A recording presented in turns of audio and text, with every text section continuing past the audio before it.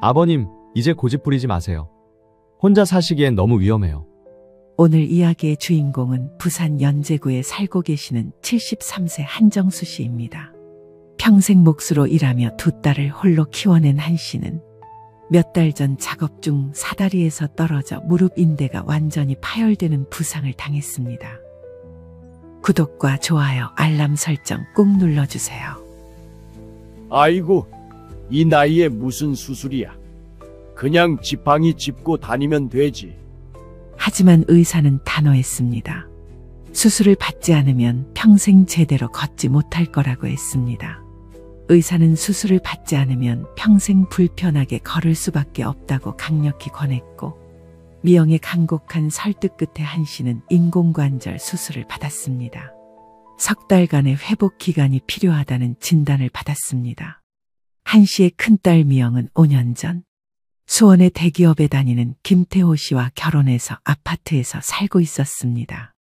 태호 씨는 평소 예의 바르고 성실한 사람이었지만 한 씨는 갑작스럽게 찾아가서 몇 달을 신세를 지는 게 부담스러웠습니다. 아버지, 저희 집에 오셔서 지내세요. 혼자 계시면 안 돼요. 괜찮다. 둘째가 부산에 있으니까 가끔 와서 봐주면 돼. 아버지, 수정이는 신혼이잖아요. 맨날 귀찮게 할 수는 없어요. 그냥 오세요. 미영은 아버지를 설득하기 위해 여러 번 전화를 걸었습니다.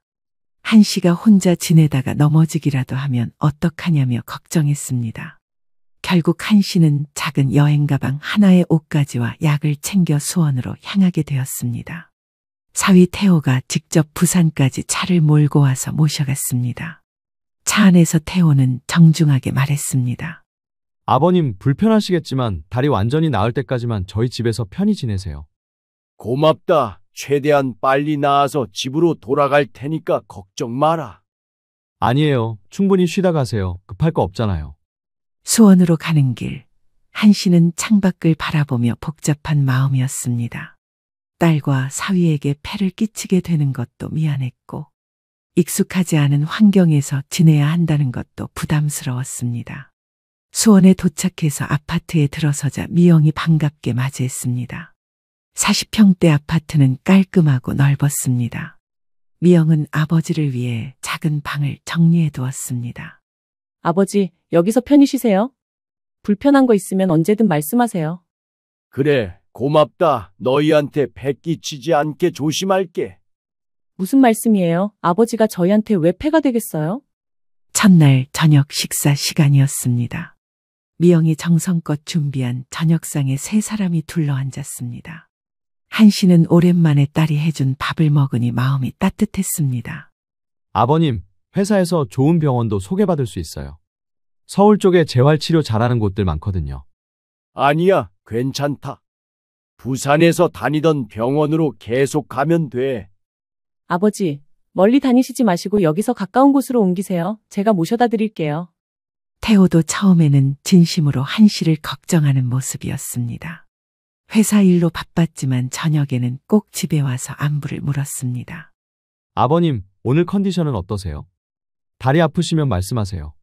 많이 좋아졌다. 너희 덕분이야. 하지만 한 씨는 첫날부터 뭔가 어색함을 느꼈습니다.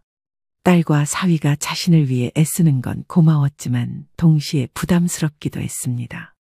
집안에서도 손님이 된 것 같은 기분이었습니다. 밤에 잠자리에 들면서 한 씨는 생각했습니다. 빨리 나아서 집으로 돌아가야겠다고 말입니다. 하지만 아직 다리가 많이 아팠고 지팡이 없이는 제대로 걷기도 어려웠습니다. 그날 밤, 한 씨는 앞으로 몇 달을 여기서 보내야 한다는 현실이 막막하게 느껴졌습니다. 한 씨가 수원에서 지낸 지 일주일이 지났습니다. 겉으로는 평화로워 보였지만 각자의 마음속에는 서로 다른 생각들이 자리 잡고 있었습니다. 미영과 태호는 둘 다 대기업에서 일하는 맞벌이 부부였습니다. 미영은 회사에서 마케팅 팀장을 맡고 있었고 태호는 기획부 과장이었습니다. 두 사람의 연봉을 합치면 1억이 넘었지만 지금 살고 있는 전셋집을 마련하며 받은 대출금을 갚느라 빠듯하게 살고 있었습니다. 어느 날 저녁, 한 씨가 일찍 잠자리에 든 후 부엌에서 설거지를 하며 미영과 태호가 대화를 나누었습니다. 여보, 우리 이번에 대출 한도 늘려서 집 사자. 금리가 더 오르기 전에. 그런데 지금 아버지 계시는 동안은 큰돈 쓰기 좀 그렇지 않아? 혹시 재활 치료비도 많이 들 수도 있고 대출금도 갚아나가는 상황인데 여기서 더 대출을 받으면 무리하는 거 아니야? 그것도 그렇네. 그런데 언제까지 이렇게 기다려야 하지? 요즘에 대출 상품이 좋은 게 많이 나오니까 잘 알아보면 괜찮을 듯 싶은데. 벌 수 있을 때 벌어서 부지런히 갚아야지. 나중에 시간 지나면 더 못 살 것 같아. 태호는 솔직히 말해서 장인어른이 언제까지 머물 것인지가 궁금했습니다. 처음에는 한 달 정도 생각했는데 의사는 완전한 회복까지 3달에서 6달이 걸릴 수도 있다고 했습니다. 한편 한 씨는 부산에 혼자 남겨두고 온 집이 걱정되었습니다.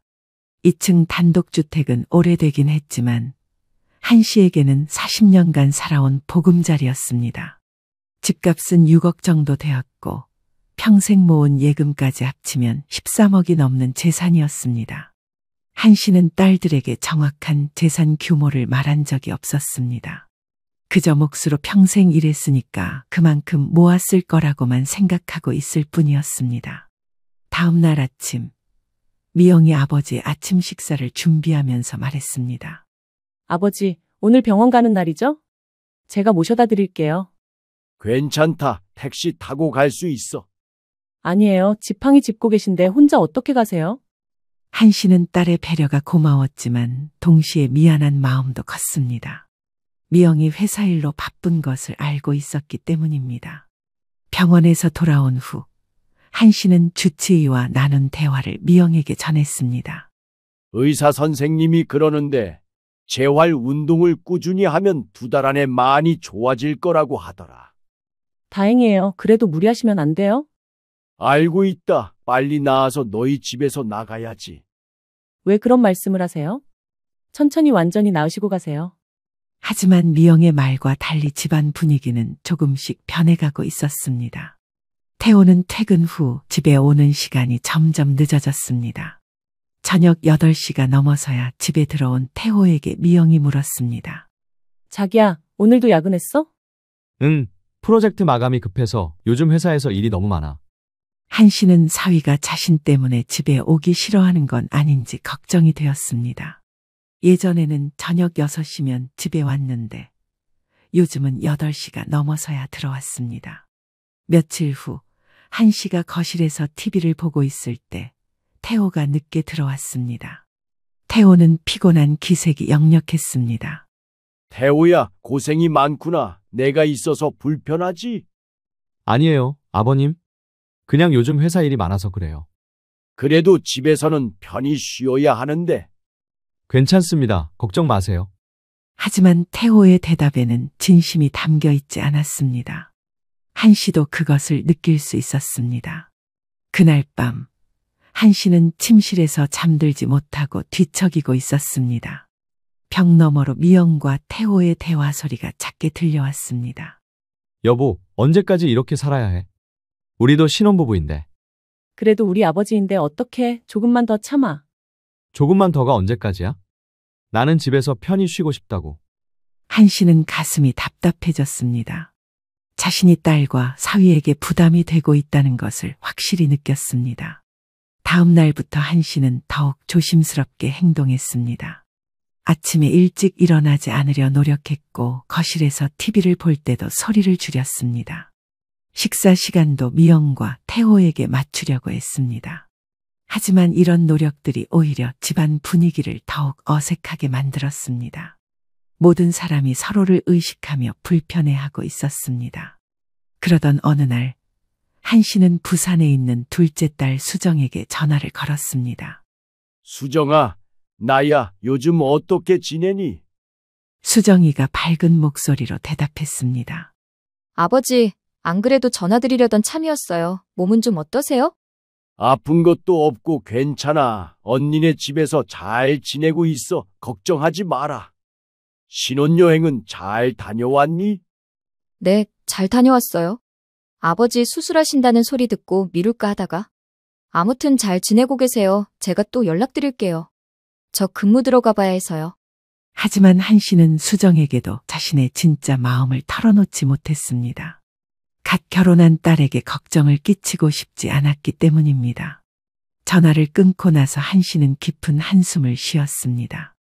집에서는 딸과 사위에게 짐이 되고 있고 부산에 있는 둘째 딸에게는 신혼인데 걱정을 끼칠 수도 없는 상황이었습니다. 그날 저녁 한씨는 일찍 잠자리에 들면서 생각했습니다. 정말 빨리 나와서 집으로 돌아가야겠다고 말입니다. 한씨가 수원에서 지낸 지 3주가 지나면서 집안 분위기는 눈에 띄게 변하기 시작했습니다.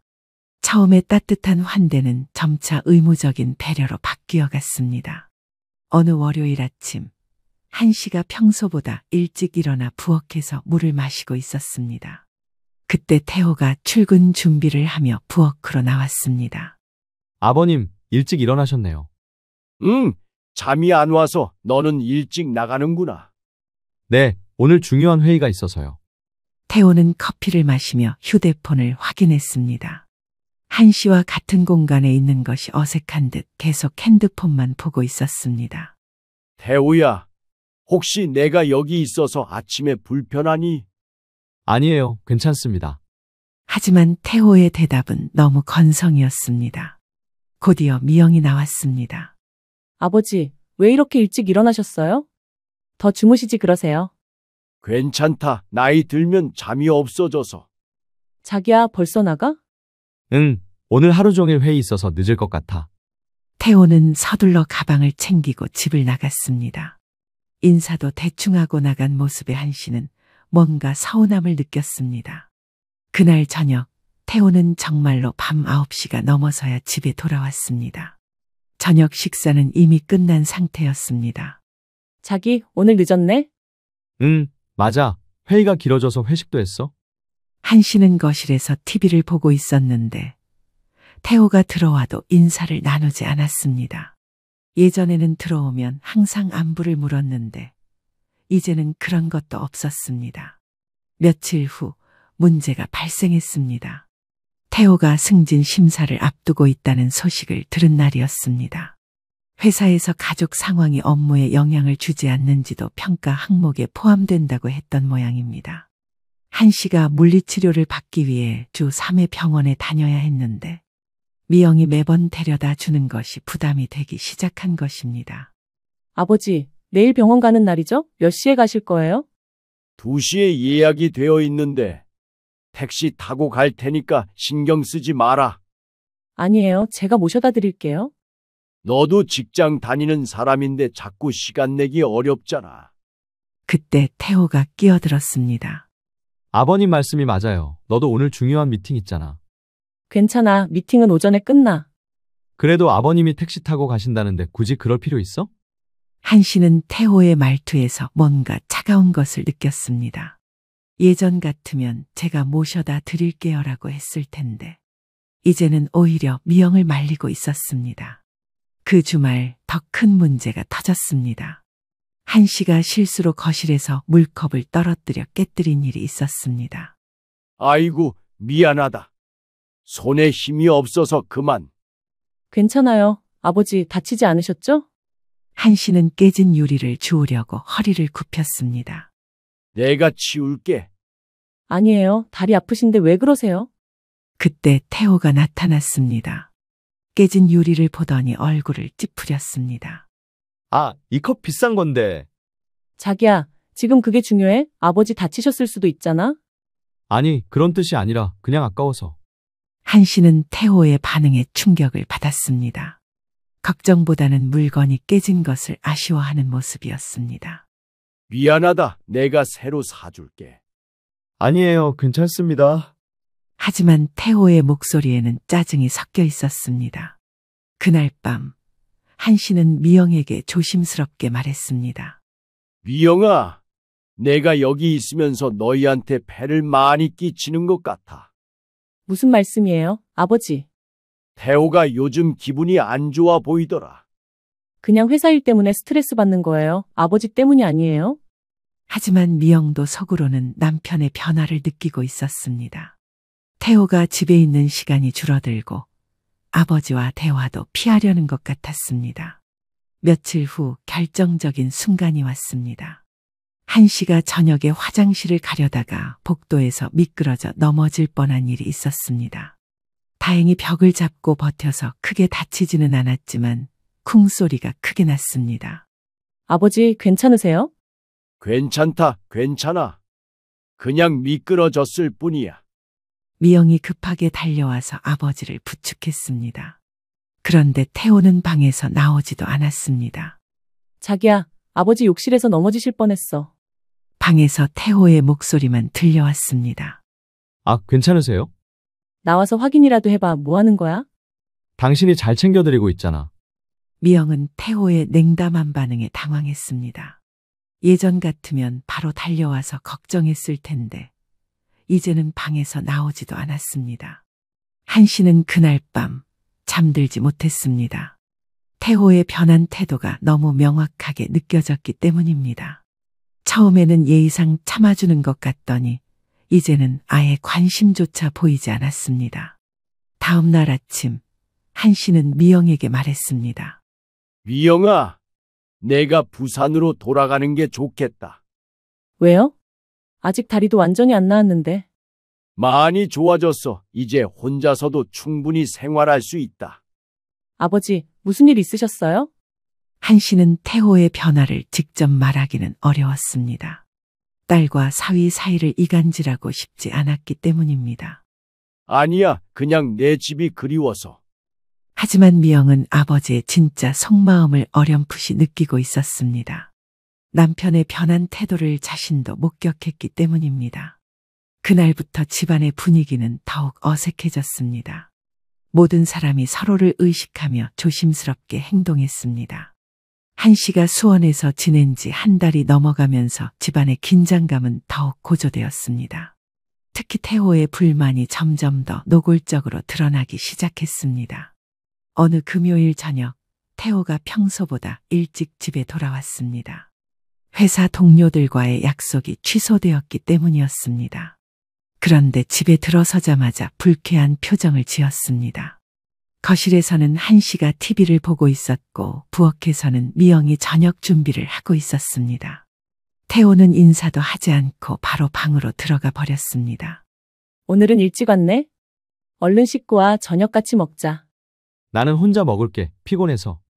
미영은 남편의 퉁명스러운 말투에 당황했습니다. 요즘 들어 태호가 아버지와 같은 공간에 있는 것을 극도로 피하려 한다는 것을 느끼고 있었습니다.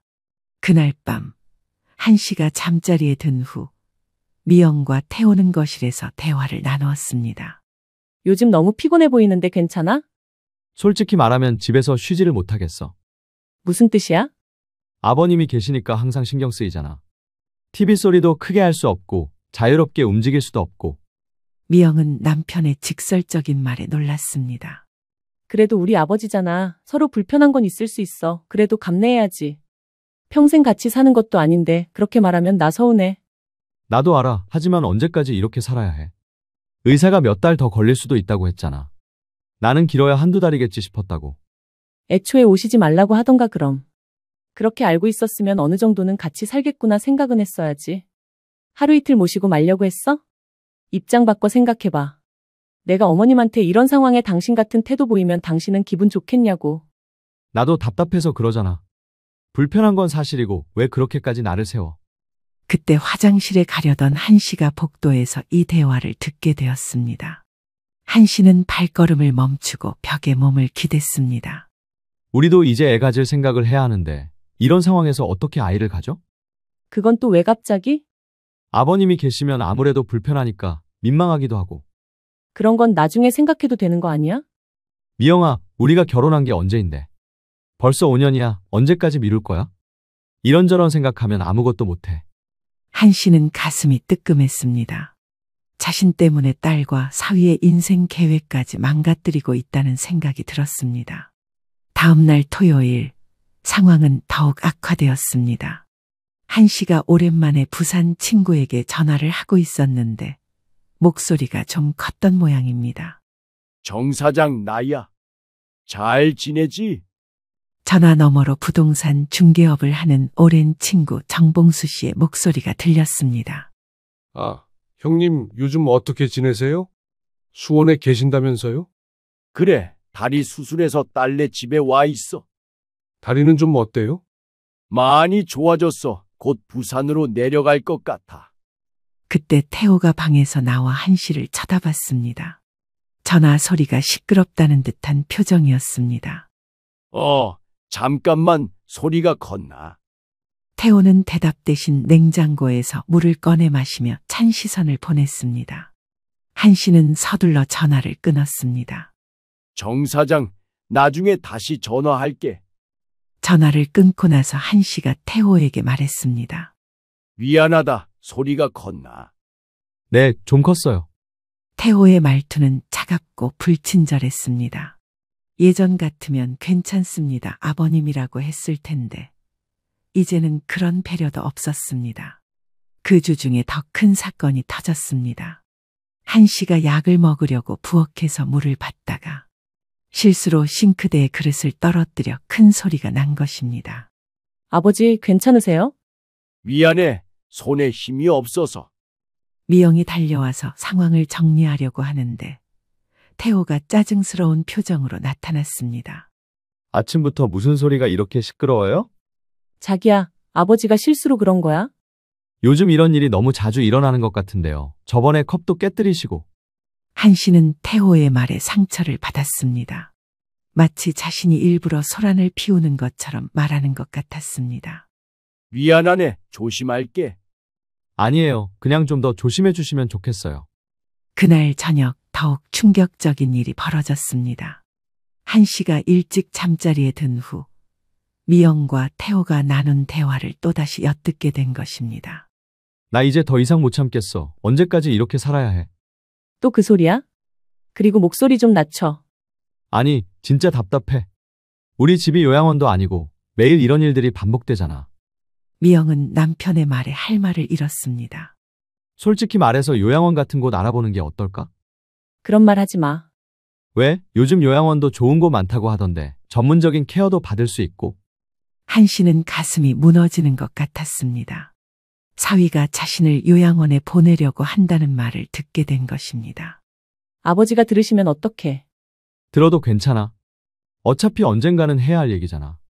그날 밤 한씨는 잠들지 못했습니다. 태호의 말이 계속 머릿속에 맴돌았습니다. 자신이 정말로 딸과 사위에게 짐이 되고 있다는 것을 확실히 깨달았습니다. 다음 날 아침, 한씨는 평소보다 더 조용히 행동했습니다. 아침 식사도 가능한 한 소리 내지 않으려고 조심했고, 움직일 때도 발걸음을 최대한 줄였습니다. 하지만 이런 노력도 소용이 없었습니다. 태호는 이제 한씨와 눈도 마주치려 하지 않았고, 같은 공간에 있으면 불편해하는 기색을 숨기지도 않았습니다. 미영도 이런 상황이 지속되자 스트레스를 받기 시작했습니다. 아버지와 남편 사이에서 어떻게 해야 할지 모르겠다는 표정이었습니다. 그 주말 한씨는 결심을 굳혔습니다. 더 이상 이곳에 머물 수 없다는 것을 깨달았습니다. 자신이 있어야 할 곳은 여기가 아니라는 생각이 들었습니다. 한씨가 수원에서 지낸 지 6주가 되던 어느 화요일이었습니다. 병원에서 무릎 상태가 많이 호전되었다는 소견을 받은 날이었습니다. 의사는 일상생활에는 지장이 없을 것 같다고 했습니다. 저녁 식사를 마친 후 미영이 조심스럽게 아버지에게 말을 꺼냈습니다. 아버지, 오늘 병원에서 뭐라고 하셨어요? 많이 좋아졌다고 하더라. 이제 일상생활은 문제 없을 것 같다고. 그럼 정말 다행이네요. 한씨는 딸의 표정에서 뭔가 다른 의미를 읽었습니다. 마치 이제 돌아가도 될 것 같다는 뜻으로 들렸습니다. 그래, 나도 이제 부산으로 돌아가야겠다. 그때 태호가 거실에서 들어왔습니다. 평소와 달리 미영과 한씨가 앉아있는 식탁 앞에 섰습니다. 아버님, 잠깐 말씀드릴 게 있어서요. 한씨는 태호의 진지한 표정을 보며 불길한 예감이 들었습니다. 그래, 무슨 얘기인지 들어보자. 아버님도 아시겠지만 이제 다리도 많이 좋아지셨고요. 응, 솔직히 말씀드리면 저희도 이제 저희 생활이 있잖아요. 미영이 남편을 말리려고 했지만 태호는 계속했습니다. 아버님이 계시면 저희가 너무 조심스럽고 부담스러워요. 한 씨는 숨이 막히는 것 같았습니다. 드디어 태호가 직접적으로 말하기 시작한 것입니다. 그래서 그래서 부탁인데요. 아버님도 이제 더 편안하게 지내실 수 있는 곳을 알아보시는 게 어떨까요? 요양원도 요즘 정말 좋은 곳들이 많다고 하더라고요. 한 씨는 태호의 말뜻을 정확히 알아차렸습니다. 겉으로는 정중하지만 결국 나가달라는 뜻이었습니다. 그러니까 나더러 나가라는 거지. 그런 뜻이 아니라 아버님께서 전문적인 케어를 받으실 수 있고 저희도 저희 생활을 할 수 있고요. 자기야, 무슨 그런 말을? 미영아, 솔직히 말하면 우리에게 너무 부담이 되고 있어. 우리도 신혼부부고 자유롭게 살아야지. 부담이라고 했나? 네, 솔직히 말하면 그래요. 저희도 어른이고 집에서 편히 쉴 권리가 있어요. 태호의 말은 거기서 끝나지 않았습니다. 아시겠지만 저희도 자유롭게 살고 싶고 항상 누군가를 신경 써야 한다는 게 스트레스예요. 아버님도 그런 분위기 느끼셨죠? 미영이 얼굴을 붉히며 남편을 제지했습니다. 그만해. 어떻게 아버지한테 그런 말을 해? 아니야, 이게 현실이야. 요양원도 요즘 좋은 곳 많다고 하더라고. 한 씨는 젓가락을 내려놓고 태호를 똑바로 바라봤습니다. 요양원 말이냐? 네, 그게 서로에게 좋을 것 같아요. 아버님도 전문적인 케어 받으실 수 있고 저희도 편해지고. 정말 그만해. 하지만 태호는 멈추지 않았습니다. 미영아, 우리가 언제까지 이렇게 살 거야? 우리도 아이 가질 생각해야 하고 미래 계획도 세워야 하잖아. 한 씨는 천천히 자리에서 일어났습니다. 알겠다. 내가 너희한테 짐이 없구나. 그런 뜻이 아니라 아니다. 맞는 말이야. 내가 여기 있으니까 너희가 불편하지. 차라리 솔직하게 말해줘서 고맙다. 이해해 주셔서 감사해요. 그리고 참고로 말하면 나 요양원 같은데 안 간다. 내가 멀쩡한 집이 있는데 왜 그리로 가? 들어가는지 안 들어가는지는 내가 스스로 판단해. 앞으로 너희들한테 짐이 될 일은 없을 테니 그리 알아. 한 씨는 더 이상 말하지 않고 방으로 들어갔습니다. 문을 닫는 소리가 집안에 울려 퍼졌습니다. 거실에는 미영과 태호만 남았습니다. 미영은 남편을 향해 소리쳤습니다. 당신 정말 너무한 거 아니야? 어떻게 아버지한테 그런 말을 해? 미영아, 언젠가는 해야 할 말이었어. 계속 이렇게 살 수는 없잖아. 그래도 방법이 있겠지. 그렇게 직접적으로 말할 필요가 있었어? 돌려서 말하면 모르잖아. 차라리 확실하게 하는 게 낫지. 미영은 남편의 냉정함에 충격을 받았습니다. 당신이 이런 사람인 줄 몰랐어. 나도 참을 만큼 참았어. 이제 한계야. 그날 밤 한 씨는 잠들지 못하고 침대에 누워 천장을 바라보았습니다. 태호의 말이 계속 귓가에 맴돌았습니다. 부담이 되지 말아주세요. 평생 딸들을 위해 살아왔는데 결국 자신은 부담이 된 것이었습니다. 73년을 살아오면서 이런 서운함을 당해본 적이 없었습니다. 새벽 3시쯤 한 씨는 벌떡 일어나 옷장을 열었습니다. 조용히 가방에 옷가지를 넣기 시작했습니다. 많지 않았습니다. 가져온 것도 별로 없었으니까요. 약통도 챙기고 지갑도 확인했습니다. 내일 아침 첫 차로 부산에 내려갈 생각이었습니다. 더 이상 여기서 짐 취급받으며 살고 싶지 않았습니다. 차라리 혼자 살더라도 존엄을 지키고 싶었습니다. 가방을 다 쌌지만 한 씨는 바로 집을 나서지 않았습니다. 미영에게는 인사라도 하고 가야겠다는 생각이 들었습니다. 새벽 5시, 한 씨는 조용히 방문을 열고 거실로 나왔습니다. 식탁 위에 간단한 메모를 남겼습니다. 미영아, 나는 부산으로 돌아간다. 너희 남편 말이 맞다. 내가 부담이 되지 않게 이제 혼자 살겠다. 건강하게 잘 살아라. 한 씨는 지팡이를 짚고 조용히 현관문을 열었습니다. 아직 어둠이 가시지 않은 새벽이었지만 한 씨의 마음은 이미 결정되어 있었습니다. 더 이상 누구에게도 부담이 되지 않고 살겠다는 다짐과 함께 한 씨는 수원 아파트를 떠났습니다. KTX가 부산역에 도착했을 때는 오전 9시였습니다. 한 씨는 지팡이를 짚고 천천히 내렸습니다. 6주 만에 돌아온 부산이었지만 마음은 무거웠습니다. 택시를 타고 집에 도착했습니다. 2층 단독주택은 그대로였지만 오랫동안 비어있던 탓에 쓸쓸해 보였습니다. 그래도 내 집이 최고지. 한 씨는 혼잣말을 하며 현관문을 열었습니다. 집 안은 먼지가 쌓여 있었지만 누구 눈치 볼 필요 없는 자유로움이 있었습니다. 짐을 풀고 나서 한 씨는 오랜 친구 정봉수에게 전화를 걸었습니다. 정 사장, 나야 부산에 내려왔어. 형님 벌써 내려오셨어요? 다리는 괜찮으세요? 많이 좋아졌어. 그런데 좀 급하게 내려왔어. 급하게요? 무슨 일 있으셨어요? 한 씨는 잠시 망설이다가 솔직하게 말했습니다. 사위가 나보고 부담이라고 하더라. 뭐라고요? 장인어른한테 어떻게 그런 말을 해요? 요양원 가라고도 하고 그래서 나왔어. 정 씨는 분노를 감추지 못했습니다. 아니, 그게 말이 돼요? 요즘 젊은 것들이 정말 버릇이 없네요. 그런데 생각해보니까 그 말이 맞는 것 같아. 내가 정말 부담이었나 봐. 무슨 소리 하세요? 형님이 무슨 부담이에요? 평생 딸들 키우느라 고생하신 분이. 한 씨는 정 씨와 통화를 마치고 집안을 둘러봤습니다. 혼자 사는 것이 익숙했던 곳이었지만 이제는 쓸쓸함이 더 크게 느껴졌습니다. 그날 오후 미영에게서 전화가 왔습니다. 아버지, 갑자기 왜 그렇게 나가셨어요? 얼마나 놀랐는지 몰라요. 부담이 되지 말라고 했잖아. 그래서 나온 거야.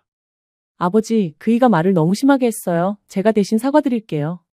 아니야, 태우 말이 맞아. 나도 이제 혼자 살 나이가 됐나 보다.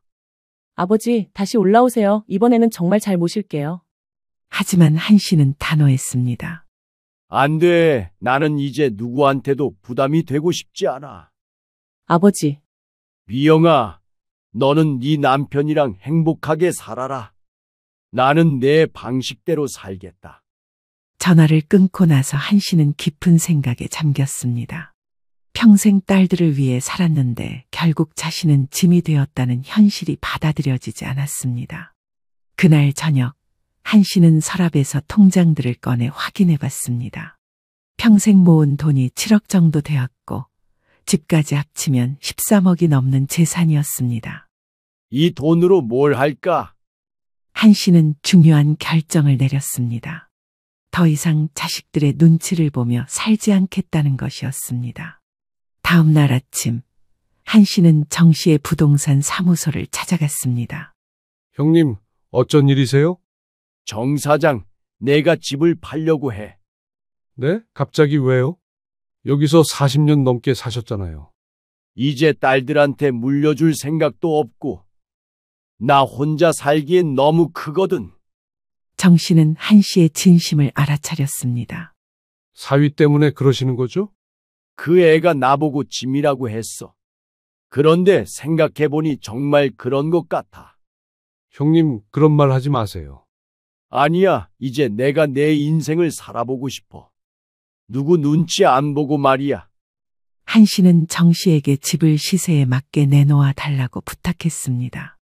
연제고 단독주택이라 금방 팔릴 것 같다고 정 씨가 말했습니다. 그런데 형님, 집 팔면 어디서 지내실 건가요? 그것도 생각해봤어. 실버타운 같은 곳으로 가려고. 실버타운이요? 응, 내 돈 내고 당당하게 사는 거지. 거기서는 적어도 누구 짐도 안 되잖아. 정 씨는 한 씨의 결심이 단단하다는 것을 느꼈습니다. 실버타운도 비싼 곳은 월 300만 원씩 하던데요. 괜찮아. 내가 평생 모은 돈이니까 내가 쓰는 거지. 그날 오후 한 씨는 정 씨에게 부탁해서 부산 근처 실버타운을 알아봤습니다. 정 씨가 인터넷을 찾아보며 여러 곳을 소개해 줬습니다. 형님, 여기 기장에 있는 곳이 괜찮아 보이는데요. 바다도 보이고 시설도 좋다네요. 거기가 좋겠네. 한 씨는 바로 실버타운에 전화를 걸었습니다. 안녕하세요. 해운대 실버타운입니다. 안녕하세요. 입주 상담 받고 싶어서 전화드렸습니다. 몇 분이 입주하실 예정이신가요? 저 혼자요. 73세 남자입니다. 네, 상담 가능합니다.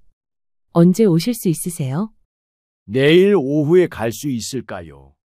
상담 약속을 잡고 나서 한 씨는 마음이 한결 가벼워졌습니다. 이제 구체적인 계획이 생겼기 때문입니다. 그날 저녁, 한 씨는 또 다른 중요한 결정을 내렸습니다. 변호사를 찾아가서 유언장을 쓰기로 한 것입니다. 딸들이 자신을 부담으로 여긴다면 자신의 재산도 부담이 될 것이라는 생각이 들었습니다. 차라리 의미 있는 곳에 어느 정도 기부하는 것이 낫겠다고 생각했습니다. 내 재산 내가 어디에 쓰든 내 마음이지. 한 씨는 혼잣말을 하며 결심을 굳혔습니다. 더 이상 자식들의 눈치를 보지 않고 당당하게 자신만의 삶을 살아가겠다는 다짐이었습니다. 그날 밤, 한 씨는 오랜만에 편안하게 잠들었습니다. 앞으로의 계획이 명확해졌고 무엇보다 누구에게도 부담이 되지 않는 삶을 살 수 있다는 안도감 때문이었습니다. 다음 날 오후, 한 씨는 택시를 타고 기장에 있는 해운대 실버타운을 찾아갔습니다. 바다가 보이는 언덕에 자리 잡은 15층 건물이 웅장하게 서 있었습니다. 로비에 들어서자 호텔 같은 고급스러운 인테리어가 한 씨를 맞이했습니다. 대리석 바닥과 샹들리에 그리고 한쪽 벽면에는 대형 수족관이 설치되어 있었습니다. 어르신, 안녕하세요. 어제 전화 주신 분이시죠? 상담 데스크에서 40대 후반의 여직원이 밝은 미소로 인사했습니다. 명찰에는 고객지원팀 박순이라고 적혀 있었습니다. 저는 입주 상담을 담당하는 박순희입니다. 먼저 간단한 차 한 잔 드시죠. 고맙습니다. 한 씨는 놀랐습니다. 수원에서는 짐 취급받았는데 여기서는 도착하자마자 이런 정중한 대접을 받고 있었습니다. 어르신, 혹시 건강상 특별히 주의하실 점이 있으신가요? 무릎 수술을 받아서 아직 완전히 낫지는 않았습니다. 그렇다면 저희 의료진이 주기적으로 체크해 드릴 수 있어요. 물리치료실도 있고요. 박 씨는 한 씨를 안내하며 시설을 둘러봤습니다. 식당, 헬스장, 독서실, 그리고 각종 취미 활동실까지 모든 것이 갖춰져 있었습니다. 어르신, 이쪽이 바다 전망이 보이는 객실입니다. 방을 보여주자 한 씨는 감탄했습니다. 20평 정도 되는 넓은 공간의 거실과 침실이 분리되어 있었고 큰 창문으로는 바다가 한눈에 들어왔습니다. 정말 좋네요. 이런 곳에서 살 수 있다니. 마음에 드시나요? 식사는 1층 식당에서 제공되고 청소와 세탁도 저희가 해드려요. 비용은 얼마나 되나요? 이 객실은 월 320만 원입니다. 식사와 각종 서비스가 모두 포함된 가격이에요. 한 씨는 잠시 망설였습니다. 월 320만 원이면 적지 않은 돈이었습니다. 하지만 자신이 가진 돈으로는 충분히 감당할 수 있는 금액이었습니다. 언제부터 입주할 수 있나요? 서류 준비하시면 바로 가능합니다. 건강검진서와 보증금만 있으면 돼요. 보증금은 얼마인가요? 3천만 원입니다. 퇴실하실 때 돌려드려요. 한 씨는 더 이상 망설이지 않았습니다. 그럼 다음 주부터 입주하고 싶습니다. 일주일 후, 한 씨는 정 씨의 도움으로 집 매각을 완료했습니다. 7억 2천만 원에 팔렸습니다. 예금과 합쳐서 총 14억 2천만 원의 현금을 갖게 되었습니다. 형님, 정말 이사 가시는 거예요? 응, 이제 결심했어. 딸들 눈치 안 보고 살고 싶어. 그래도 아쉽네요. 이 동네에서 형님 없으면 누구랑 이야기하죠? 가끔 놀러와. 실버타운 구경도 할 겸. 정 씨는 한 씨의 결심이 단단하다는 것을 알고 더 이상 말리지 않았습니다. 해운대 실버타운에 입주한 첫날, 한 씨는 새로운 세상에 온 것 같았습니다. 어르신, 편히 지내세요. 필요한 거 있으시면 언제든 1번으로 전화하세요. 정말 고맙습니다. 저녁 식사는 6시부터 8시까지 1층 식당에서 하시면 되고 내일부터는 다른 어르신들도 소개해 드릴게요. 그날 저녁, 식당에서 한 씨는 다른 입주자들과 자연스럽게 대화를 나눴습니다. 대부분 70대 이상의 어르신들이었는데 모두 자신의 돈으로 당당하게 생활하고 있었습니다. 새로 오신 분이시네요. 저는 김봉수라고 해요. 안녕하세요. 한정수입니다. 여기 생활 어때요? 편하죠?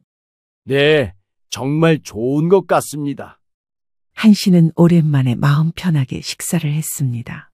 누구 눈치도 볼 필요 없고 소음을 낼까봐 걱정할 필요도 없었습니다. 며칠 후 미영에게서 전화가 왔습니다. 아버지, 집을 팔았다면서요? 응, 팔았어. 왜 갑자기요? 저한테 상의라도 하시지. 내 집 내가 팔겠다는데 왜 상의를 해야 하니? 그래도 지금 어디 계세요? 실버타운에 들어왔어. 여기서 편하게 지내고 있다. 미영은 충격을 받았습니다. 실버타운이라는 말에 놀란 것입니다. 실버타운이요? 거기 되게 비싸지 않아요? 내 돈으로 내가 내는 거니까 상관없어. 아버지가 그런 돈이 어디 있어서요? 너희들이 모르는 게 많구나. 나도 평생 벌어서 모은 돈이 있어. 그날 밤 미영은 남편 태호에게 아버지와의 통화 내용을 전했습니다. 자기야, 아버지가 집 팔고 실버타운에 들어가셨대. 진짜? 그런 돈이 있었어? 나도 몰랐어. 평생 목수일만 하신 줄 알았는데. 태호는 갑자기 불안해졌습니다. 장인어른이 생각보다 많은 재산을 가지고 있다는 것을 깨달았기 때문입니다. 혹시 우리가 상속받을 수 있는 거 아닌가? 그런데 아버지가 화나신 상태잖아? 그러게 내가 그때 말을 너무 심하게 했나? 이제 와서 후회하기에는 이미 늦었습니다. 한편 한 씨는 실버타운에서 새로운 생활에 적응해 가고 있었습니다. 아침에는 바다를 보며 산책하고 오후에는 다른 어르신들과 바둑을 두었습니다. 무엇보다 좋은 것은 누구에게도 짐이 되지 않는다는 것이었습니다. 자신의 돈으로 정당한 대가를 지불하고 서비스를 받는 것이었습니다. 어르신, 생활은 어떠세요? 불편한 건 없으시고요? 정말 좋습니다. 이런 곳이 있는 줄 몰랐어요. 저희도 어르신 같은 분이 계셔서 기뻐요. 항상 정중하시고 다른 분들과도 잘 어울리시고. 한 씨는 박 씨의 말에 마음이 따뜻해졌습니다. 여기서는 자신을 짐이라고 하는 사람이 없었습니다. 오히려 환영받고 있었습니다. 그날 저녁 한 씨는 변호사 사무소에 전화를 걸었습니다. 선생님, 유언장 작성하고 싶어서 전화드렸습니다. 네, 언제 오실 수 있으세요? 내일 오후에 갈 수 있습니다. 한 씨는 마침내 자신만의 새로운 삶을 시작했습니다. 더 이상 누구의 짐도 되지 않는 당당한 삶이었습니다. 한 씨가 실버타운에서 지낸 지 2개월이 지났습니다. 매일 아침 바다를 보며 산책하고 오후에는 다른 어르신들과 어울리며 평온한 일상을 보내고 있었습니다. 어느 날 오후 변호사 사무소에서 한 씨를 찾아왔습니다. 유언장 작성이 완료되었다는 연락이었습니다. 어르신, 유언장이 완성되었습니다. 확인해 보시겠어요? 네, 보여주세요. 변호사가 건넨 서류를 보며 한 씨는 만족스러운 표정을 지었습니다. 2억이 넘는 전 재산을 부산 지역 고아원과 양로원에 기부한다는 내용이었습니다. 좋습니다. 이대로 해주세요. 가족분들께는 말씀하지 않으셔도 되나요? 필요 없습니다. 어차피 저를 부담이라고 했으니까 제 재산도 부담이겠죠. 한편 수원에서는 미영과 태호가 심각한 대화를 나누고 있었습니다. 자기야, 아버지한테 사과해야 할 것 같아. 나도 그 생각이야. 그런데 어떻게 연락을 드리지? 실버타운에 직접 찾아가는 게 어떨까? 그래도 될까? 아버님이 만나주실까? 두 사람은 그동안 한 씨에게 연락을 시도했지만 번번이 거절당했습니다. 이제는 직접 찾아가는 수밖에 없다고 생각했습니다. 다음 날 토요일, 미영과 태호는 차를 몰고 부산으로 향했습니다. 해운대 실버타운에 도착한 두 사람은 그 규모와 시설에 놀랐습니다. 와, 여기 정말 호텔 같네. 여기 되게 비쌀 것 같은데. 로비에서 박 씨를 만난 두 사람은 한 씨와의 면회를 요청했습니다. 한정수 어르신 가족분들이시군요. 잠시만요. 확인해 보겠습니다. 박 씨가 내선 전화를 걸어 한 씨에게 연락했습니다. 어르신, 따님과 사위분이 면회 오셨는데요. 전화 너머로 한 씨의 목소리가 들렸습니다. 만나고 싶지 않습니다. 네, 알겠습니다. 박 씨는 미영과 태호에게 죄송하다는 표정으로 말했습니다. 죄송합니다. 어르신께서 면회를 거절하셨습니다. 제가 딸인데도요? 어르신의 뜻이라서요. 저희는 입주자분의 의사를 존중해드려야 해서요. 그런 메시지라도 전해주실 수 있나요? 그 정도는 가능합니다. 미영이 눈물을 글썽이며 말했습니다. 아버지께 정말 죄송하다고 전해주세요. 저희가 너무 잘못했다고요. 저도 정말 후회하고 있다고 말씀드려 주세요. 박 씨는 이들의 메시지를 한 씨에게 전달했지만 한 씨는 여전히 만나기를 거부했습니다. 어르신께서는 이제 와서 무슨 소용이냐고 하시네요. 결국 미영과 태호는 아버지를 만나지도 못하고 실버타운을 떠났습니다. 차 안에서 미영이 울먹였습니다. 아버지가 이렇게 화나실 줄 몰랐어? 내가 너무 심하게 말했나 봐. 정말 후회돼. 그런데 아버지가 이런 고급 실버타운에서 지내실 정도로 돈이 있으셨다니? 내가 아버님을 완전히 잘못 봤네. 두 사람은 그제야 자신들이 얼마나 큰 실수를 했는지 깨달았습니다. 한 달 후, 한 씨는 정 씨로부터 충격적인 소식을 들었습니다. 형님, 따님이 저한테 연락 왔어요. 미영이가 네, 형님 연락처 알려달라고 하더라고요. 유산 상속 관련해서 변호사한테 문의했는데 전부 기부하신다는 얘기를 들었다나 봐요. 한 씨는 쓴웃음을 지었습니다. 그래서 이제야 연락하는구나. 형님, 그래도 가족인데 한 번쯤은 만나보시는 게 어때요? 아니야, 나를 짐이라고 한 사람들이잖아. 며칠 후 미영이 실버타운으로 편지를 보냈습니다.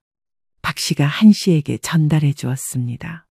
편지에는 그동안의 사과와 후회의 마음이 가득 담겨 있었습니다. 하지만 한 씨는 편지를 다 읽고 나서 조용히 말했습니다. 이제 와서 무슨 소용이에요. 어르신, 그래도 가족이신데요? 가족이라는 이름으로 서로를 부담이라고 여긴다면 그건 진짜 가족이 아니에요. 한 씨는 박 씨에게 자신의 마음을 털어놓았습니다. 나는 평생 딸들을 위해서 살았어요. 그런데 결국 부담 취급받더라고요. 따님들이 철이 없었던 것 같아요. 이제 나는 내 인생을 살고 싶어요. 누구 눈치 안 보고 말이에요. 그로부터 6개월이 지났습니다. 한 씨는 실버타운에서 새로운 친구들을 사귀며 평온한 노년을 보내고 있었습니다. 매일 아침 바다를 보며 산책하고 오후에는 독서나 바둑을 두며 시간을 보냈습니다. 무엇보다 좋은 것은 누구에게도 짐이 되지 않는다는 것이었습니다. 어르신, 오늘도 기분 좋아 보이세요? 여기 와서 정말 행복해요. 이런 곳이 있다는 걸 진작 알았으면 좋았을 텐데. 저희도 어르신 같은 분이 계셔서 보람이 있어요. 한 씨는 박 씨의 말에 고개를 끄덕였습니다. 여기서는 자신을 존중해주는 사람들이 있었습니다. 그날 저녁, 한 씨는 창밖으로 보이는 바다를 바라보며 생각했습니다. 이제야 진짜 내 인생을 사는 것 같네. 한 씨의 이야기는 우리에게 중요한 교훈을 남겨줍니다. 가족이라는 이름으로 서로를 부담이라고 여긴다면 그것은 진정한 가족이 아닙니다. 노인을 모시는 것이 부담이라고 생각하는 순간 그들도 언젠가 같은 대접을 받게 될 것입니다. 진정한 효도는 의무가 아니라 사랑에서 나오는 것입니다. 한 씨는 이제 누구의 부담도 되지 않는 당당한 삶을 살고 있습니다. 자신의 돈으로 자신이 원하는 대로 말입니다. 이걸 계약서라고 가져온 거냐? 네, 다른 데에 맡기려면 훨씬 더 비싸요. 이건 부모님께는 무리 안 가고 저희도 최선의 방법이라 생각했어요. 부탁만 드리면 죄송할 것 같아서요. 이건 정당한 보상이에요. 안녕하세요. 올해로 59살 신미경입니다. 아들 며느리가 어느 날 갑자기 찾아와서 계약서를 들이밀고 있었습니다. 오늘 이야기 끝까지 들어주시고 시청자 여러분들의 의견을 아래 댓글에 부탁드립니다.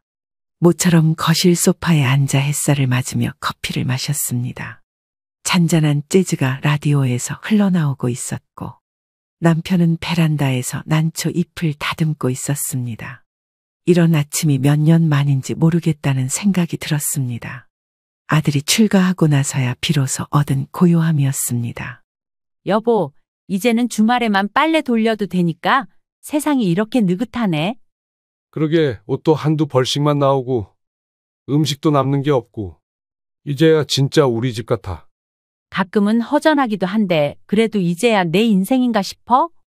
이제는 하고 싶은 것도 하고 우리도 즐기면서 살자.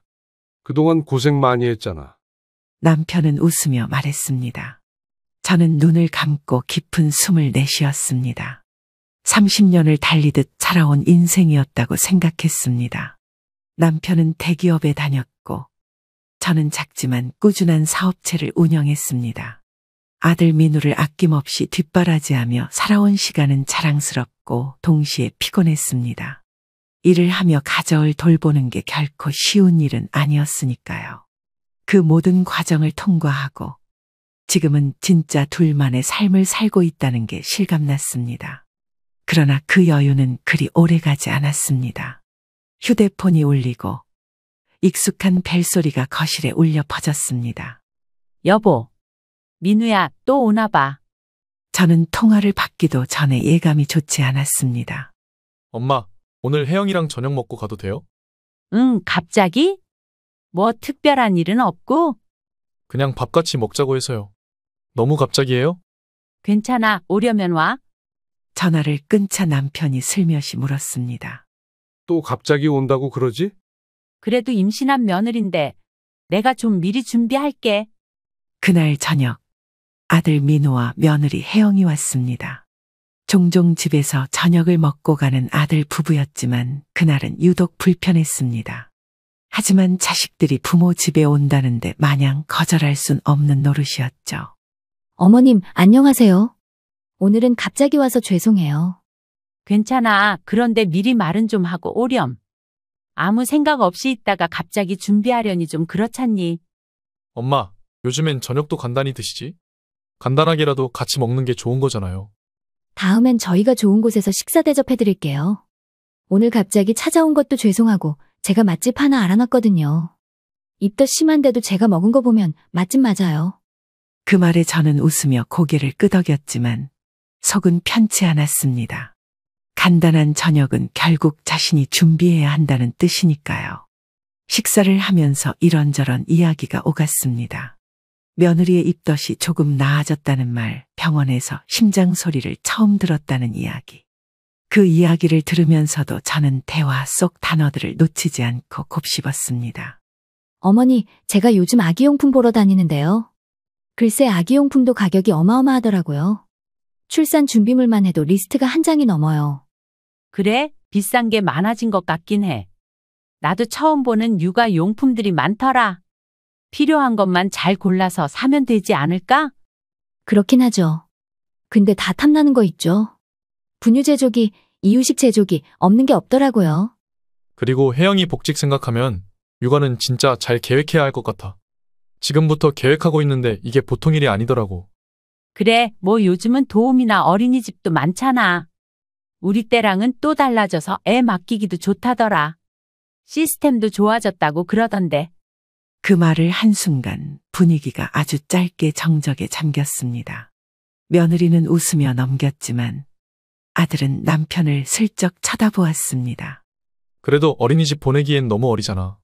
적어도 돌은 지나야지. 아니다, 그때 돼도 난 불안해서 못 보낼 것 같아. 요즘 뉴스 보면 어린이집에서 애들 밥 가지고 장난치는 것도 나오고 말 안 듣는다고 엄하게 혼내기도 하고 그런다던데. 걱정돼서 어떻게 보내? 저는 그 말이 의도하는 바를 이미 느끼고 있었습니다. 하지만 아무 말도 하지 않았습니다. 그 대신 남편이 몇 마디 덧붙이더라고요. 뉴스에 나오는 건 드문 경우잖니. 모든 어린이집이 그러진 않겠지. 요즘 젊은 부부들은 맞벌이 하느라 아이들도 일찌감치 맡긴다더라. 어린애들만 전문으로 봐주는 곳도 많아지고 말이야. 전 걱정돼서 못 보낼 것 같아요. 일단 내 태어나고 생각해도 늦지 않아.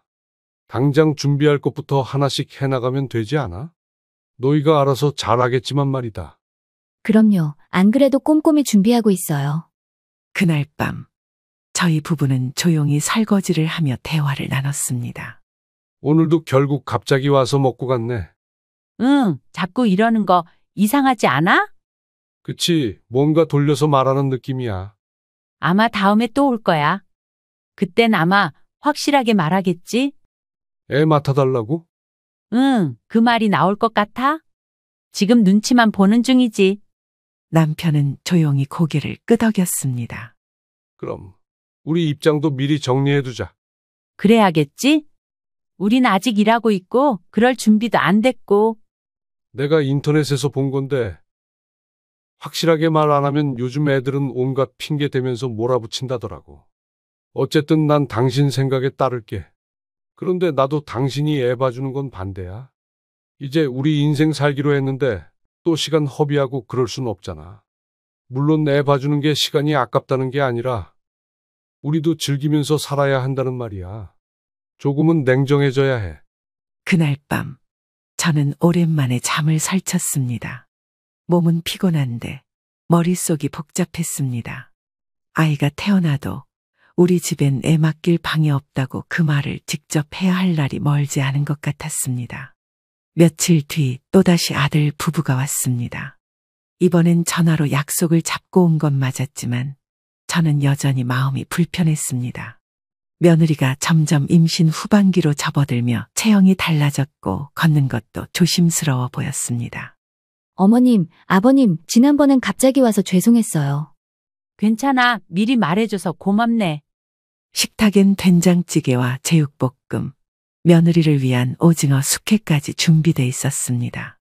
저는 무리하지 않으려 했지만 아들 부부가 오면 왠지 더 손이 가는 게 사실이었습니다.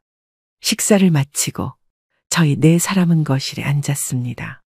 대화는 평소와 다르지 않게 시작됐지만 그날은 아들이 먼저 말을 꺼냈습니다. 엄마, 아버지, 저희 상의 드릴 게 있어요. 응, 말해봐.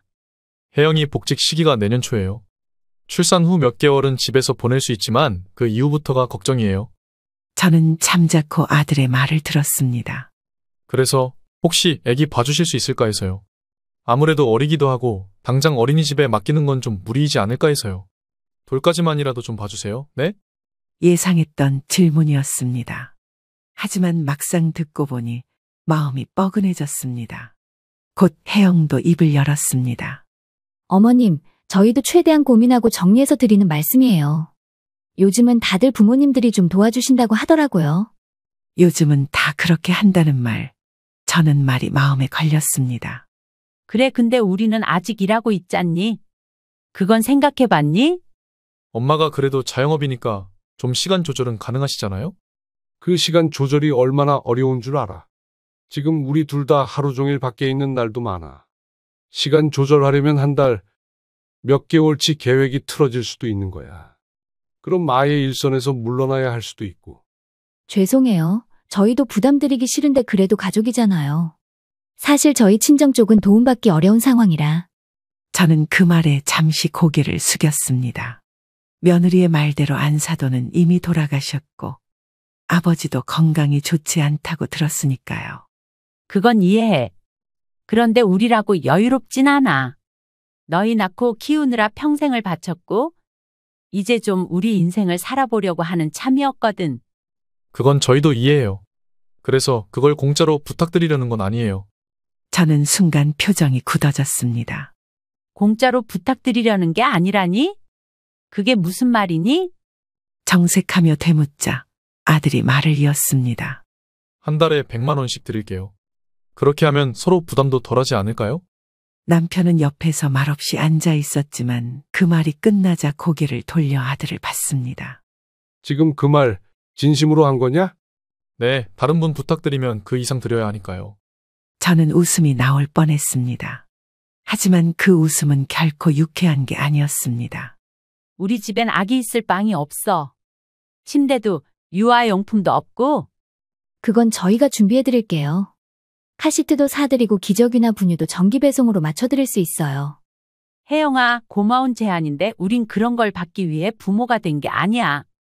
그리고 우리가 원하는 건 지금처럼 평범한 하루야. 남편이 조용히 한마디를 보탰습니다. 그리고 우리가 애 봐주는 고용인이 되는 순간 가족은 가족이 아닌 거다. 우리도 우리의 삶이 있는 거야. 이래저래 사정 다 봐주다가는 서로 의상하는 거야. 우리가 쉬고 있는 거면 몰라도 다 같이 일을 하고 있는데 굳이 우리가 일하는 시간까지 손봐가면서 애를 봐달라는 건 너무 이기적인 말이 아닌가 싶다. 차라리 돈을 보태줄 테니 도우미를 부르던가 아니면 어린이집에 보내는 게 맞는 말 같구나. 분위기는 무거워졌습니다. 아들도 며느리도 아무 말도 하지 못했습니다. 그 순간 저는 스스로에게 묻고 있었습니다. 우린 과연 저 아이들에게 뭘 잘못한 걸까? 아들 부부는 그날 오래 있지 않고 돌아갔습니다. 돌아가는 뒷모습을 보며 남편이 말했습니다. 너무 단호했나? 아니, 그렇게 말 안 하면 우리가 휘둘려? 당신 앞집 봉숙이 언니네 이야기 못 들었어? 얼마 전까지 손주 봐주면서 자랑을 그렇게 하더니 결국 아들이랑 영 끊었잖아. 그런 극단적인 상황이 생길 수도 있다고. 그러니까 애초에 하지를 말아야 해? 그 말이 그날 밤 저희 둘의 마지막 대화였습니다. 저는 스탠드 불을 끄며 중얼거렸습니다. 정말 다들 그렇게 키워주시나? 그럼 우리도 남처럼 대할 수밖에 없겠지? 며칠이 흘렀습니다. 바람이 제법 선선해져 저는 점심시간에 커피 한 잔을 들고 옥상 테라스로 올라갔습니다. 짧은 여유를 즐기려던 그때 휴대폰 진동이 울렸습니다. 아들 민우였습니다. 엄마, 오늘 저녁에 좀 들러도 될까요? 혜영이랑 같이요. 또 무슨 일 있어? 아니요, 그냥 다시 한번 얘기하고 싶어서요. 저는 대답을 망설이다 알겠다고 했습니다. 그날 저녁 아들 부부는 평소보다 조용한 얼굴로 들어섰습니다. 예의는 갖췄지만 분위기는 무거웠습니다. 식사 후 거실에 앉은 아들이 먼저 말을 꺼냈습니다. 엄마, 아버지, 저희 진짜 생각 많이 해봤어요. 그리고 이대로는 방법이 없다는 결론에 도달했어요. 그래, 그래서? 애는 누가 봐야 하냐는 겁니다. 어떻게든 누군가는 봐야 하잖아요. 그럼 너희가 상의해서 결정해야지. 우리가 대답할 문제는 아니잖니? 그렇게 말씀하시면 너무하시잖아요. 가족인데. 그럼 애는 진짜 누가 봐야 해요?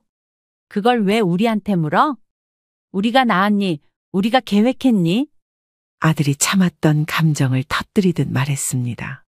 아니, 요즘 다 그렇게 하니까 그런 거죠. 사실 엄마 아빠는 능력도 되고 시간도 되는 분들이잖아요. 왜 우리만 이렇게 외면받는 느낌이어야 해요? 우리가 너희를 외면한 적 있냐? 결혼할 때 전세금도 해줬고 산후조리원비에 출산 준비 선물까지 했어. 뭘 그렇게 못 받았다고 생각하는 거냐? 그건 정말 감사해요.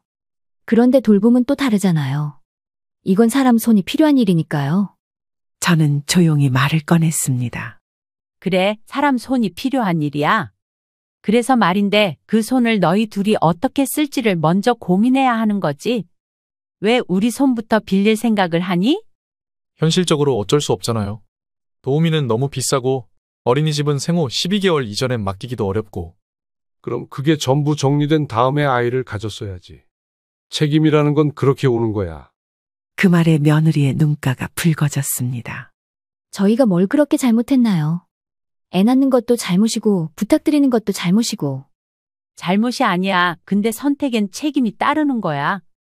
그게 성인이고 부모가 되는 과정이야. 그러면 진짜 못 도와주시는 거예요? 도와줄 수 있어. 근데 그게 너희가 책임을 나눈 뒤의 일이야. 지금처럼 우리 몫까지 다 밀어놓고 도와달라고 하면 그건 도움을 요청하는 게 아니라 의무를 전가하는 거야. 분위기는 얼어붙었고 네 사람 모두 한참을 말없이 앉아 있었습니다. 그리고 잠시 뒤 제가 자리에서 일어나 조용히 한마디를 남겼습니다. 그럼 애는 누가 보느냐고? 그건 너희 몫이야. 우리는 이미 2명을 키운 경험만 있지. 지금 애를 키울 계획은 없어. 아들은 말없이 고개를 떨궜습니다. 며느리는 다시 눈가를 훔쳤고 남편은 자리에서 일어나 안방으로 들어갔습니다. 그날 밤 아들 부부는 조용히 돌아갔습니다. 아무런 대꾸도 인사도 없이 말입니다. 그리고 다음 날 남편이 저에게 말했습니다. 여보, 우리 비밀번호 바꾸자. 이제는 마음 단단히 먹고 지켜야 할 것 같아. 그래, 나도 그렇게 생각했어. 비밀번호는 이미 바꿔뒀습니다. 그날 이후 저희 부부는 애를 봐주지 않겠다고 마음을 굳혔습니다. 한동안 조용했습니다. 아들 부부는 연락이 없었죠. 어쩌면 이대로 조금씩 정리되겠지. 자식도, 기대도, 관계도. 그러면 좋겠지만 아직 끝난 게 아닌 것 같아. 민우 성격에 그냥 넘기진 않을 거야. 그리고 그 예상은 정확히 들어맞았습니다. 그 다음 주 일요일 오후 아들에게 연락이 왔습니다. 엄마, 오늘은 꼭 말씀드려야 할 것 같아서요. 잠깐만 들를게요. 이번에 저희 얘기 들어보시고 정한이다 싶으시면 그땐 저희가 그만 얘기할게요. 그냥은 지나치지 않을 것을 알았기에 무슨 말을 하려나 궁금했습니다. 어찌되었든 결론은 애를 봐달라는 이야기겠지만요. 전화를 끊고 얼마 뒤 아들 부부가 들어섰습니다. 예전보다 말을 아끼는 듯 했지만 눈빛은 여전히 뭔가를 품고 있었습니다. 식탁에 둘러앉자 아들이 조심스럽게 운을 뗐습니다. 엄마, 아버지, 도우미 비용이 한 달에 300만 원 정도 되더라고요. 그 돈은 솔직히 저희한텐 너무 부담이에요. 거기다 보육비, 분유값, 병원비까지 더하면 애 키우는데 들어가는 고정비가 어마어마하대요. 그래서 또 우리한테 도와달라는 거야? 그러니까 도우미 비용의 절반만이라도 좀 도와주실 수 있을까요? 정 안 되면 100만 원만이라도요. 남편은 그 말을 듣고 고개를 천천히 들었습니다. 민우야, 이제는 방법을 바꾼 거냐? 우리가 애 안 봐준다고 하니까 이젠 돈 보태달라고? 지난번에 우리가 한 말을 네가 아무래도 잘못 이해한 것 같은데. 애를 안 봐줄 거면 돈 내놔라 이거야. 이미 너희한테 충분히 지원을 해줬는데도 불구하고 뭘 얼마나 더 해달라는 거니? 이미 우린 몇 번이나 입장을 밝혔다. 근데 상황이 너무 어렵잖아요. 요즘 다들 부모님이 도와주신다니까. 우리가 해준 건 없다는 말이냐? 아니요, 그건 아니죠. 결혼 때 전세금도 해주셨고 조리원비도 주셨죠. 남편은 조용히 물을 한 모금 마시고 그 잔을 탁 놓으며 말했습니다. 그 전세금 말인데. 네? 그 돈 빼서 도움이 쓰면 되겠다. 우리가 해준 돈이잖아. 그럼 우린 회수해도 되는 거지? 아들은 당황한 듯 고개를 저었습니다. 그건 집 문제잖아요. 애 키우는 돈이랑은 다르죠. 아니야, 그 집에서 애 키울 거잖아. 그 집이 없으면 애를 키우기 어려울 거고, 그럼 집과 돌봄은 연결돼 있어. 그리고 우리가 준 돈이면 우리가 어떻게 할 건지 정할 수 있는 거 아니니? 돈 따로 안 받고 그 돈 회수할 테니까 너희가 따로 살 집을 구하든지 해라. 며느리가 깜짝 놀란 얼굴로 남편을 바라봤습니다. 아버님, 그렇게까지 말씀하시면 저희 너무 죄인 된 것 같아요. 죄인이라는 말에 발끈한 저는 며느리에게 답했습니다. 죄인이 아니라 너희가 지금 하고 있는 말이 어떤 모양인지 알라는 거야. 그러자 아들과 며느리, 남편은 저를 쳐다보았습니다. 이미 공기는 차갑게 얼어붙은 뒤였고 제가 던진 말에 더욱 냉랭해지기 시작했죠. 처음엔 부탁이었지, 두 번째엔 설득이었고, 지금은 거의 강요로 느껴져. 안 해주면 못 견디겠다는 태도는 부탁이 아니야. 아들은 얼굴을 붉히며 반박했습니다. 그럼 엄마 아빠는 손주 생기고도 아무런 책임 없다고 생각하세요? 남편은 단호하게 말했습니다. 화를 많이 참는 모습이었죠. 책임이 없다기보단 책임의 주체가 너희라는 걸 분명히 하자는 거야. 우리가 손주 낳으라고 한 적 없어. 우리가 낳지도 않았고 키우겠다고 약속한 적도 없지. 그래도 가족이잖아요. 가족이면 이해부터 해야 해. 희생을 강요하는 게 아니라. 잠시 정적이 흘렀습니다. 아들은 자리에서 벌떡 일어나며 말했습니다. 그럼 진짜 전세금 회수하실 거예요? 그게 진심이에요? 지금 이 자리에서 하겠다는 얘기는 아니야. 하지만 네가 우리한테 경제적 부담을 계속 요구한다면 우린 우리가 해준 것도 다시 생각할 수밖에 없다는 말이야. 그 전세금이 그냥 떨어졌다고 생각하지 마. 우린 그 돈 마련하려고 몇 년간 여행도 안 가고 식비도 줄이고 부부끼리 외식도 아껴가며 모은 거야. 우리가 일하니까 여유롭다고? 그런 말이 어딨니? 부모라서 자식한테 무조건 다 해줘야 하고 그게 당연한 게 아닌데. 네가 지금 하는 말 들어보면 우리가 오히려 더 못해준 것 같은 느낌이네. 요즘 다 그렇게 한다고? 하나하나 따져서 1원까지 다 받으면서 손주 봐줄까? 그냥 서로 말 안 나오게 줬던 돈 다 회수해? 죄송해요. 그런 줄은 몰랐어요. 늘 그런 태도지 모르면 다니? 입장 바꿔 생각해봐라. 그러는 게 당연한 거면 서로 부모 자식 하면 안 되는 거지. 그냥 도움이나 다름없는데 네 말만 들어보면 우리는 아주 악덕 부모야. 손주에 대한 책임감도 없는 그런 할머니 할아버지라고. 제가 화가 난 목소리로 말하자 아들과 며느리는 안절부절 못하는 모습이었습니다. 남편도 제가 이렇게까지 말할 줄은 몰랐는지 그만하라는 듯 제 손을 잡더라고요. 다시 한번 말하지만 아이가 태어나면 우리는 봐주지 않을 거야. 우리도 일을 해야 하는 입장이고 너 말대로 일하는 시간을 조정해서 애를 봐준다. 말이 쉽지. 그렇게까지 하면서 우리 시간 버리고 우리 인생 버리는 일 하고 싶지 않아. 너희가 사랑해서 낳은 자식은 너희가 책임져야 하는 거야. 무조건 부모에게 의지할 게 아니라, 알겠니? 그날의 대화는 거기까지였습니다. 아들 부부는 말없이 집을 나섰고 남편은 문을 닫으며 조용히 중얼거렸습니다. 이 배은망덕한 것들 같으니라고. 또 한 번 일해봐라. 지 엄마 아빠 고생한 건 생각도 안 하고 어휴 나쁜 놈. 출산 예정일이 다가오고 있었습니다. 그에 반비례하듯 저희 부부의 마음은 더 무거워졌습니다. 한동안 조용하던 아들 부부는 다시 연락을 해왔습니다. 엄마, 오늘은 우리 진짜 마지막으로 대화 한 번만 해요. 혜영이랑 정리해서 왔어요. 일요일 오전 집에 방문한 아들 부부는 이전보다 훨씬 무거운 얼굴로 나타났습니다. 며느리는 만삭에 배를 안고 힘겹게 거실로 걸어왔고 아들은 노트북을 꺼내 무언가를 보여주려 했습니다. 어머님, 아버님, 이번엔 저희 진짜 잘 정리했어요. 부담 안 드리게 현실적으로요. 계약서요, 돌봄 시간, 비용, 책임 범위 다 정리했습니다. 월 100만 원, 월금 오전 9시부터 오후 4시. 명절이나 휴일 제외 갑작스러운 야간 돌봄 없음. 남편과 저는 노트북 화면을 가만히 바라보다가 웃었습니다. 이걸 계약서라고 가져온 거냐? 네, 다른 데에 맡기려면 훨씬 더 비싸요. 이건 부모님께는 무리 안 가고 저희도 최선의 방법이라 생각했어요. 부탁만 드리면 죄송할 것 같아서요. 이건 정당한 보상이에요. 아들과 며느리는 아직 정신을 덜 차린 듯 했습니다. 아마도 저희 부부가 한 말을 그냥 농담으로 넘겼던지 그 농담마저 꺾어보려고 한 건지는 모르겠으나 정말 그랬다면 저희의 말을 무시하는 것과 다름없었습니다. 저는 물을 한 모금 마시며 조용히 말을 건넸습니다. 정당한 보상이란 말, 그게 왜 이렇게 서운하니? 그리고 그런 계약서를 들고 와서 아무리 설명해도 우리가 알았다고 할 것 같았어? 너희들은 아직 우리가 무슨 뜻으로 말을 한 건지 이해를 못한 것 같구나. 우리가 말하는 게 어렵니?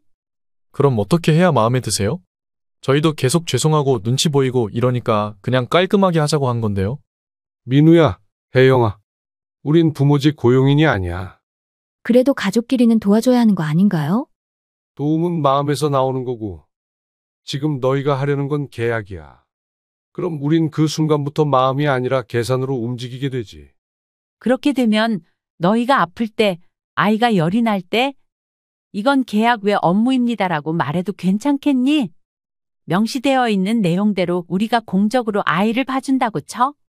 그런 상황들에 대해선 생각해 봤어? 다 우리 시간을 비워가면서, 양보해가면서 애를 봐주는 건데 그럼 그런 건 뭘로 보상할 거니? 돈을 받는 건 그 시간에 대한 합당한 노동의 대가라고 쳐? 그럼 그 이외의 것들은 어떻게 보상할 계획이야? 아들은 대답하지 못했습니다. 며느리는 눈가가 붉어졌고 남편은 조용히 노트북을 닫아버렸습니다. 너희가 생각하는 가족이란 게 정말 저런 문서 하나로 설명되는 거라면 우린 그냥 남으로 지내도 괜찮아. 아버지, 너무하시네요. 너무한 건 너희야. 부탁이 아니라 조건을 들이대고 계약으로 사랑을 잴 수 있다고 착각하는 것. 그게 더 서글픈 일이야. 혜영아, 너희가 가족이라면 우리 삶도 존중해야 해. 그게 안 되면 그냥 남이 되는 거야. 부모라는 이름이 모든 걸 용서해 주는 건 아니니까. 긴 정적이 흘렀습니다. 며느리는 조용히 눈물을 훔쳤고 아들은 결국 아무 말도 하지 못한 채 노트북을 챙겼습니다. 죄송해요. 저희가 너무 몰랐어요. 그냥 없던 일로 할 테니까 신경 쓰지 마세요. 그날 이후 아들 부부와 연락을 끊었습니다. 저희는 거실 소파에 앉아 조용히 차를 마셨습니다. 진짜 부모를 고용인으로 여기다니 마음이 너무 헛헛해. 어떻게 그런 생각을 할 수 있지? 그럴 줄은 몰랐지만 이제라도 선을 확실히 그어야 해. 그날 저녁, 저는 아들에게 문자를 보냈습니다.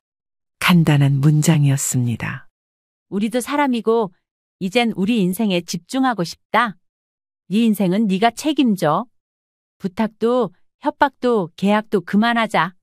답장은 없었습니다. 하지만 그 정적이 오히려 마음을 편하게 만들었습니다. 어느덧 시간이 흘러 며느리의 출산 예정일이 2주 앞으로 다가왔습니다. 저는 일부러 연락을 하지 않았습니다. 그것이 애써 만든 거리를 유지하는 유일한 방법이었습니다. 이제 곧 애가 태어날 텐데 별일 없겠지? 걱정되면 먼저 연락을 해보든가. 걱정이야 되지? 궁금하긴 하네. 근데 무작정 연락했다가 옳다구나 하고 이때다 싶어서 애 봐달라고 떠넘길 수도 있어. 무슨 일 있으면 먼저 연락 올 거니까 초조해도 조금만 기다려봐. 어차피 얼마 안 남았잖아. 알겠어? 내가 애를 낳는 것도 아닌데 괜시리 긴장이 되네. 그렇게 예정일 이틀 전 아들에게서 문자가 왔습니다. 엄마, 오늘 새벽에 애 낳았어요. 산모도 아이도 건강해요. 그 한 줄 문장을 몇 번이나 다시 읽었습니다. 그래도 하나밖에 없는 손주였고 출산의 고통이 얼마나 힘든지 알았기에 당장이라도 전화해서 수고했다, 고생했다며 안부 인사를 전해주고 싶었습니다. 하지만 저는 머뭇거릴 수밖에 없었죠. 지금 와서 해맑게 아무렇지도 않다는 듯 행동할 순 없었으니까요. 그리고 한참을 화면을 들여다보다 조용히 핸드폰을 뒤집어 놓았습니다. 남편은 옆에서 아무 말 없이 그 모습을 지켜보다 말했습니다. 가고 싶으면 가. 그걸 참아내는 것도 고역이야. 아니, 이번엔 진짜 우리 입장 지킬 거야. 나도 사람인지라 손주 태어났다니까 기뻐서 어쩔 줄 모르겠네. 그래도 공과 사는 지켜야지. 축하는 축하고. 그 말은 단호했고 그 안에는 수개월간 억눌러온 감정과 결심이 담겨 있었습니다. 한 달 정도 시간이 흐른 뒤 아들 부부가 집 앞까지 찾아왔습니다. 비밀번호는 바뀌어 있었고 초인종만 눌렀습니다. 제가 현관을 열자 아들은 고개를 숙이며 조용히 말했습니다. 엄마, 진짜 미안해요. 그리고 고마워요. 지금까지 해주신 거 다 알고 있어요. 아이고, 아직 애가 어린데 이렇게 데리고 다니면 어떡해? 괜찮아요. 그래도 애도 태어났는데 이렇게 얼굴 뵙고 말씀드리는 게 나을 것 같아서 무작정 왔어요. 저도 그땐 몰랐어요. 부탁과 강요의 차이를요. 저희도 애 낳아보니까 생각이 바뀌더라고요. 왜 그렇게 말씀하셨는지 조금은 이해가 돼서요. 아이는 카시트에 있었고 가장 작고 가장 연약한 생명이 조용히 눈을 깜빡이고 있었습니다. 하지만 저는 아이를 안지 않았습니다. 아이 예쁘네. 그치만 난 안 안을게. 아직 내 마음이 준비 안 됐어. 일단 안으로 들어와. 계속 밖에서 이러고 서 있을 건 아니잖아. 아들은 고개를 끄덕였습니다. 엄마, 이제 우린 진짜 우리 힘으로 해볼게요. 누구 원망도 안 하고 책임질게요. 어머님, 아버님, 저희가 그동안 얼마나 경솔하게 행동했는지 알 것 같아요. 정말 죄송해요. 오늘 아이 얼굴도 보여드릴 겸 저도 바람도 쐬고 인사도 드릴 겸 찾아왔어요. 남편은 조용히 그 말에 고개를 끄덕이며 말했습니다. 민우야, 우린 너희한테 줄 만큼 줬어. 이제 너도 너희 아기한테 줄 차례야. 부모가 되어보니 그 감정이 뭔지 알겠니? 아직 아이가 어려서 제대로 된 감정을 느껴보진 못했을 테지만 점차 시간이 지나면서 아이와 함께 하다 보면 우리가 했던 말이 뭔지 이해하게 될 거다. 엄마 아빠가 너무하다는 생각도 했을 테지만 그게 다 뜻이 있어서 그런 거야. 네가 이해해줬으면 해. 그 말에 며느리는 눈물을 훔치며 말했습니다. 그래도 손주는 좀 자라면 더 자주 보여드릴게요. 그땐 괜찮으시겠죠? 봐달라는 말씀은 아니고요. 그래도 하나밖에 없는 손주니까 자주 보여드릴게요. 저는 살포시 웃으며 대답했습니다. 그때까지 우리 둘이 잘 살고 있으면 언제든 환영이야. 근데 그건 너희가 우리 삶을 존중할 때 얘기야. 그날 아들 부부는 조용히 돌아갔습니다. 몇 주 뒤 아들은 아이를 유모차에 태워 공원 산책을 하며 찍은 사진을 저에게 보냈습니다. 짧은 메시지와 함께였습니다. 엄마, 아빠, 우리 요즘 조금씩 나아지고 있어요. 우리 인생, 이제야 진짜 시작된 기분이에요. 앞으로 아이 키우면서 엄마, 아빠가 주신 사랑, 그 마음을 느껴보겠습니다. 저희 예쁘게 잘 살게요. 감사합니다. 그 문자에 저는 아무런 말도 남기지 않았지만 그날 밤 남편과 나눈 한마디는 그 모든 감정을 대신했습니다. 우리도 우리 인생 이제 다시 시작한 것 같아? 그렇지. 이제 할머니, 할아버지가 되었으니 더 열심히 살아야지.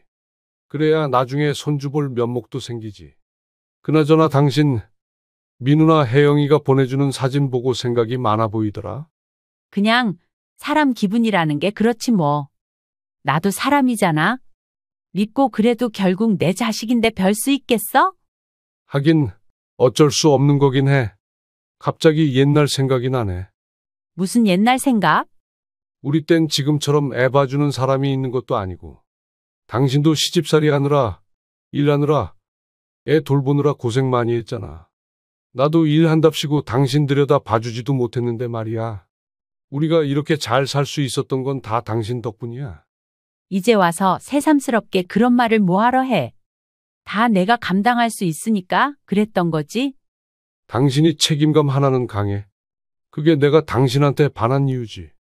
여보, 낯간지럽게 왜 그래? 아무튼 우리도 그렇고 민우네도 그렇고 잘 살았으면 좋겠다. 모두가 행복하면 그만이잖아. 그렇게 저와 남편은 오랜만에 홀가분한 감정을 뒤로하고 편안한 잠자리에 들었습니다. 처음엔 저도 아들의 부탁을 거절하면서 참 많은 생각을 했어요. 너무 차갑게 대답을 한 건가, 모질게 군 건 아닌가 하면서요. 하지만 지금 생각해도 후회스러운 선택은 아닌 듯 싶습니다. 부모라서 내 자식이 낳은 손주니까 봐줘야 한다는 건 아니지만 그 또한 제 인생의 일부분이기에 쉽사리 결정할 수 없는 부분이었으니까요. 책임감이라는 게 내가 하던 일을 끝까지 해내는 그런 무게 있는 느낌이 아니라 내가 인생을 살아가는 데 있어서 주체자가 되어 이끌 수 있는 그런 힘이 아닌가 싶기도 해요. 그래서 조금 더 행복해지고 후회 없는 삶을 사려면 지금까지 고생한 나를 위해 조금은 유연해져 보는 것도 어떨까 싶습니다. 때로는 이기적이어도 좋고요. 하지만 서로에게 상처가 되지는 말아야겠죠. 저희 부부의 선택이 무조건 옳다고 드리는 말씀은 아닙니다. 그래도 다만 저와 비슷한 상황을 겪은 분들도 계시고 겪을 분들도 계시겠죠. 슬기롭게 잘 헤쳐나갔으면 하는 바람에서 드리는 말씀입니다. 언제나 내 인생의 주인공은 바로 저니까 말이죠. 시청자 여러분, 오늘 이야기 어떠셨나요? 여러분들의 생각과 경험을 아래 댓글에 공유해 주세요.